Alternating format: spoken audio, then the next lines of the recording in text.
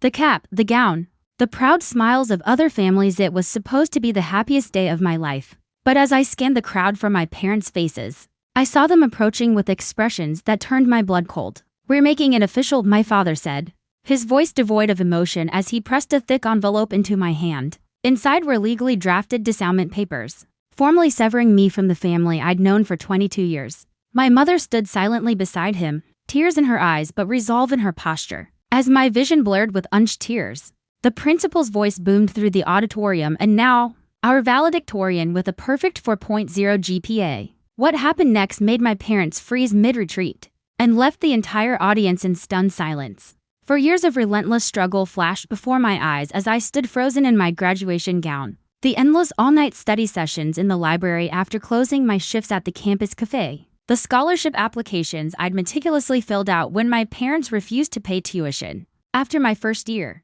the lonely holidays when dormmates left for family celebrations, while I stayed behind every sacrifice. Every moment of doubt, every tear shed in secret came rushing back. My transgression in my parents' eyes? Choosing to pursue business administration, instead of following the predetermined path to medical school like my older brother, Arjun, the golden child who could do no wrong. The final breaking point had come 6 months earlier when I refused to drop out and work full-time to help pay for his extravagant medical school expenses and wedding. "Family comes first, Maya," my father had declared during that fateful argument. "Your brother's future as a surgeon is more important than your unrealistic business fantasies. Be practical for once in your life." The envelope felt like a lead weight in my trembling hands. Disownment papers. On my graduation day, the ultimate rejection from the two people whose approval I'd spent my entire life seeking. I glanced at the legal document formally cutting me from the family will, revoking any claim to inheritance, and symbolically severing our relationship. But what my parents didn't know, what I had kept hidden from everyone, was that for the past 2 years, I had been quietly building something extraordinary. While working 3 part-time jobs and maintaining perfect grades, I had developed and launched Disownment, an educational app that used AI to personalize learning for students with different needs. It had started as a simple class project but had quietly gained significant traction. In local school districts, the principal's voice cut through my rising panic. This year's valedictorian not only achieved academic excellence across all 4 years, but has also demonstrated extraordinary entrepreneurial spirit and innovation. Their project has already made a measurable impact on thousands of students throughout our state. My parents were already turning to make their exit. The disownment papers delivered, their harsh message sent. My mother glanced back once, her eyes filled with a mixture of regret and stubborn conviction, before following my father up the aisle toward the auditorium's main exit. They were just steps from the door when the principal continued, his voice swelling with pride. "And I'm thrilled to announce that our valedictorian has just secured a 7-figure investment to expand their educational startup nationwide." A wave of excited murmurs swept through the crowd. My parents froze, their steps faltering as the words registered. The principal beamed at the packed auditorium, his enthusiasm infectious. This remarkable student transformed a simple semester project into a thriving business that's revolutionizing how we approach education. And the most incredible part? They accomplished this entirely independently, without family financial support, while working multiple jobs to fund their education and basic living expenses. My knees threatened to buckle beneath me. How could he possibly know these intimate details of my struggle? I had guarded my secret life so carefully, terrified of my family's judgment, terrified of failure, terrified of proving them right about my impractical dreams. Thanks to a recent feature in Tech Today magazine, the principal continued, this innovative startup caught the attention of none other than Elena Rodriguez, founder and CEO of Innovate Capital Ventures. The audience erupted in gasps and excited whispers. Elena Rodriguez was legendary in entrepreneurial circles, the self-made billionaire venture capitalist who'd built her empire from nothing, known for her keen eye for talent and her passion for supporting underrepresented founders. My parents had stopped completely now, turned fully back toward the stage. I watched the confusion on their faces war with dawning comprehension as the pieces fell into place. "The investment comes with one specific condition," the principal said, his eyes finding and holding mine across the crowded room. "That the founder remains as CEO and continues developing their leadership skills in our new Entrepreneurship Masters program." Fully funded by the investor herself, he leaned into the microphone, his voice filled with emotion. "Will our valedictorian, Maya Sharma, please join me on stage?" The applause was thunderous, building into a standing ovation as I walked forward on unsteady legs. Out of the corner of my eye, I saw my parents standing motionless by the exit doors. The Disownment papers now hanging limply from my father's hand, forgotten in their shock. As I reached the podium, fighting to control my trembling, an elegant woman in an impeccably tailored power suit emerged from backstage. Elena Rodriguez herself. She shook my hand firmly as cameras flashed around us.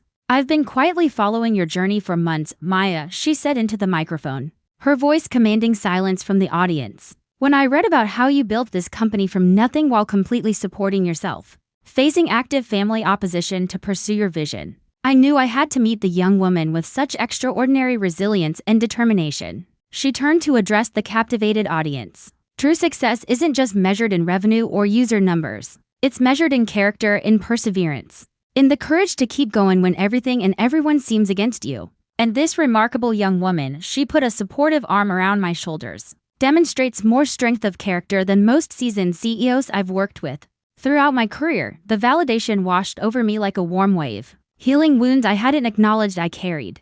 The graduation ceremony concluded in a surreal blur of handshakes, congratulations, and media requests. Through it all, I remained acutely aware of my parents standing awkwardly near their seats, the Disownment papers now tucked hastily away, their faces a complex canvas of shock, shame, confusion, and something that looked like the beginnings of genuine regret. As the crowd began to disperse, they approached me tentatively, moving like people in a dream. My brother Arjun was conspicuously absent, probably too embarrassed to face me. "After years of condescension about my little projects, Maya," my father began, his voice uncharacteristically hesitant, almost pleading, "we had no idea you were." "We didn't know, that's precisely the point, isn't it?" I said softly, my voice steadier than I felt. "You never asked. You never showed interest in what I was building. You never cared to know who I was becoming." My mother's eyes filled with fresh tears. We genuinely believed we were protecting you from disappointment. We wanted what was best for your future. You wanted what was most comfortable for your present." I corrected gently but firmly. "You wanted bragging rights about having a surgeon in the family. You wanted the predictable, respectable path that would make you look good in your social circle." Elena materialized beside me, a protective presence. "Everything all right here, Maya?" she asked, her sharp eyes missing nothing. My parents stared, visibly starstruck by the famous CEO standing so casually by my side. "We're her parents," my mother said weakly, the words sounding hollow even to my ears. "Are you?" Elena asked, her voice deceptively calm. "Because from where I'm standing, you're the people who chose her graduation day, a milestone celebration of her achievements, to formally and legally disown her." The stark truth of her words hung heavily in the air between us, impossible to ignore or soften. My father looked down at the envelope still clutched in his hand, as if seeing it for the first time. "We were wrong," he whispered, the admission seeming to cost him dearly. "We were so wrong about you, Maya." Just then, my phone buzzed with a notification from my banking app. The first installment of Elena's investment, $500,000, had been deposited. I showed them the screen, not to boast, but to make the intangible suddenly undeniably real. "This," I said, my voice gaining strength with each word, "is what genuine belief in someone looks like. This is what happens when someone sees your potential instead of your limitations. When they invest in your dreams instead of trying to extinguish them." My mother reached for me instinctively, then stopped herself, remembering she'd forfeited that right hours earlier. Is there any way we can start over?" I looked at them, the parents who'd consistently chosen my brother over me at every crossroads, who'd valued his conventional dreams above my unconventional ones, who'd brought legally binding rejection documents to what should have been a celebration. And I made the most difficult, necessary decision of my life. "I need time," I said finally, the words tasting both bitter and freeing. "You can't undo 22 years of conditioning in a single moment. You can't expect to dismantle a lifetime of hierarchy and preference with one apology." Elena squeezed my shoulder approvingly. "Wisdom beyond your years," she murmured, her respect giving me strength. The months that followed were a whirlwind of exponential growth, both personal and professional. Innovate expanded to serve school districts in 3 new states. I hired my first proper team of developers and educators, and I began the difficult but healing work of therapy to process a lifetime of family rejection and conditional love. My parents, to their credit, respected the boundaries I set, sending occasional carefully worded messages but not pushing for the reconciliation they clearly wanted. My brother never contacted me at all, our estrangement now seemingly permanent. The true turning point came 6 months later when my father showed up at my new office unannounced.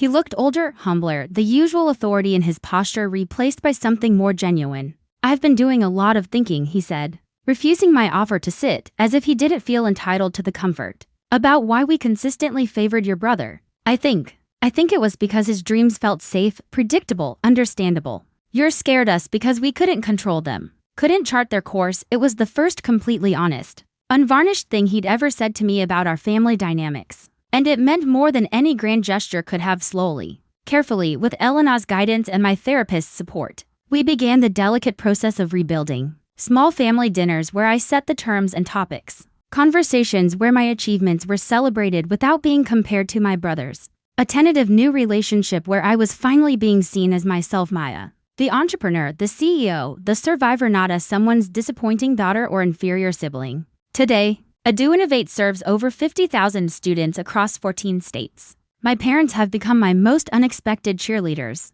Though the scars remain and probably always will, my brother and I remain estranged, and I've made peace with that reality. The Disownment papers? I had them professionally framed and hung in my office, not as a bitter reminder of rejection, but as evidence of how far I've come, how much I've overcome, because sometimes the greatest successes blossom not from family support, but from learning to support yourself. And sometimes, the people who try to break you become the unexpected reason you discover just how unbreakable you really are, how deep your resilience runs, and how bright your light can shine when you stop letting others dim it.